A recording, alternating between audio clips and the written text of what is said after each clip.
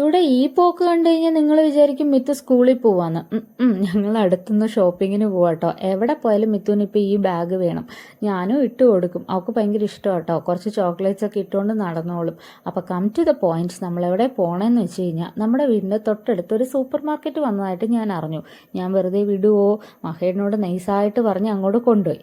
അവിടെ പോയപ്പോൾ മിത്തു എന്നെ ഇന്നും നോക്കാൻ സമ്മതിക്കണില്ല. മിത്തുവിന് ടോയ്സ് വേണമെന്ന് വാശി.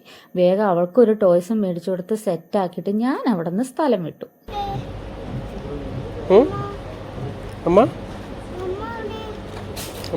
അങ്ങനെ അപ്പനും മോളുടെയും കണ്ണ് വെട്ടിച്ച് ഞാൻ പോയി എൻ്റെ സെക്ഷനിലോട്ട്. ഷോപ്പിങ്ങിന് പോയി കഴിഞ്ഞാൽ എന്നെ പൊടി ഇട്ട് നോക്കിയാൽ പോലും കിട്ടില്ല മക്കളെ. അങ്ങനെ എൻ്റെ സാധനങ്ങളൊക്കെ മേടിച്ച് ഞാനും മിത്തുയുടെ സാധനങ്ങളൊക്കെ മേടിച്ച് മിത്തു അവിടെ നിന്ന് ഇറങ്ങി.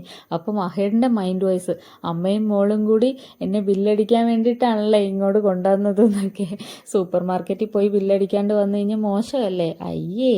പിന്നെ അങ്ങ് വണ്ടി കയറിയപ്പോഴേ തുടങ്ങി, അയ്യോ വെയിലാണേ, ഞങ്ങൾക്ക് വെള്ളം തയ്ക്കുന്നേ, എന്തെങ്കിലും ജ്യൂസ് മേടിച്ച് തരുമോ എന്നൊക്കെ പറഞ്ഞ് ശല്യം സഹിക്കാൻ വയ്യാണ്ട് മഹേടും ജ്യൂസ് മേടിക്കാനായിട്ട് പുറത്തിറങ്ങി. ഞാനും മിത്തും സേഫായിട്ട് വണ്ടിയുടെ ഉള്ളിലിരിക്കുമായിരുന്നു.